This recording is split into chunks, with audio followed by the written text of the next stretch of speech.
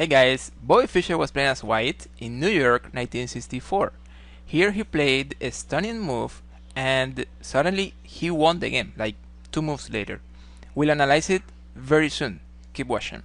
So Fischer is white, he plays e4, and Benko as black plays g6, then d4, bishop g7, knight c3, d6, f4, and knight f6. And here we have a Pyrrhic defense, Austrian attack variation. Then it continues knight f3, he castles, bishop goes to d3, and then Benko is playing here bishop g4, which is probably not the best. In this position, knight c6 or knight a6 are more normal moves. So bishop g4, and then the game continues with a3. Very often in these positions, black trades the light squares bishop for the knight, since there's not like a comfortable square for that bishop. For example, on e6 is very exposed, on d7 is blocking the knight, and of course on c8 is blocking the other pieces. So bishop takes knight is a more or less normal move in these positions. Also, the knight is a great defender of the center, and in Pyrrhic defense, one of the main plans is to put pressure on white's central pawns. So they are like trading a good defender of that center, so the move makes some sense. Then continues queen takes f3, and then knight c6 attacking the center, bishop goes to e3 defending the central pawn, and then this move e5. Fischer takes, d takes e5, and then this move f5. And it's actually very interesting because there are some ideas here. As the center is blocked, there could be a really strong attack on the king side. Maybe he's just castling queen side, opposite side castlings, and then g4, and white has a lot of space over there. That's maybe the reason why Benko is going to trade here on f5. And here there are two ways to capture, but Fischer is going to take with the queen. There might be some reasons for this capture. For example, if we capture with the pawn, we are opening the center and the king is still there. Also, when we capture with the pawn, we won't be able to exploit the outpost, the nice square f5, which is very weak. And for example, later in the middle game, there could be some idea with a knight e2, knight g3, and knight f5. And the other thing is that we keep the df half open, and that could be great if we castle kingside, for example. The rook is going to be very well there. So the capture with the queen seems to be a little better, and the game continues here, knight d4 attacking the queen. The queen comes back to f2, where the queen is really safe but also is still very active. Look at all these lines, the queen is still controlling from f2, and the game continues here, knight e8. Probably Benko is planning some idea with knight d6, f5. Bobby castled, the knight goes to d6, and then this move, queen g3, putting the queen on the same line as the king. That's why the king goes to h8. And then another interesting move, queen g4. He's using light squares for the queen. The knight is not defending the king side this time, so the queen feels really comfortable over these squares. c6, queen h5.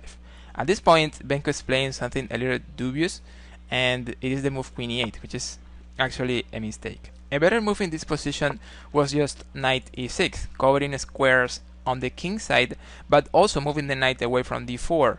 You will understand very soon why this was important. Well, queen e8, and at this point, Bob is going to capture the knight on d4.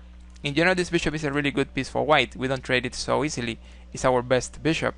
However, Fischer saw a really deep combination, and that's the reason why he's trading here on d4. After e takes d4, this is the position we had at the beginning of the video. Here Fischer is going to play an amazing, stunning, really hard to understand, but at the same time fantastic move. And it is this idea. Rook goes to f6. How do we understand this move?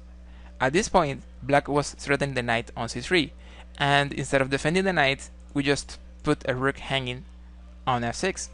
The reason why Fischer played this rook f6 is because there is a very important weakness here on h7, and he wants to take advantage of that weakness by playing the move e5. Observe that the move e5 directly is not really going to work, even when it seems to be really strong, because we're attacking knight, we're attacking or threatening checkmate here. But then black has only one defensive move, but enough to keep a good position more or less equal. And it is this idea, f5. Then they're blocking the diagonal, and then they're not defending the knight right now, but they're attacking the queen. and if we capture queen, he captures back with the knight. And then they are saving the knight and they are avoiding mate at the same time.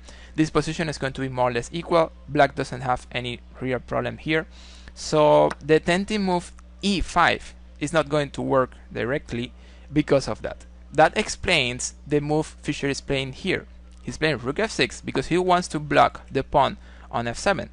So the move f5 does not exist. In the game, Benko is playing king g8, just moving the king away from the h file. But just to be clear, after bishop takes rook e5, this is mate. So king g8, e5, there's only one move to stop the mate on h7, that move is h6.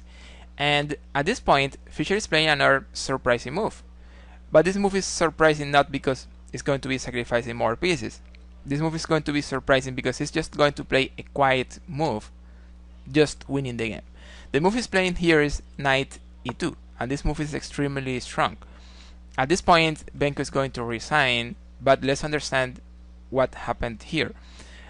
Black cannot really capture the rook on f6, because after bishop takes rook, there is this move, queen takes h6, and then this is going to be checkmate. It's unstoppable. There's nothing they can do to avoid mate. So the capture of the rook is not really going to work, but okay, they don't have to capture the rook. They can just move something like the knight is threatened. They can try to move it to b5. Well, not so easy, because then there is a battery here, queen and bishop, threatening checkmate. Again, the weakness on h7 is going to be essential in this game.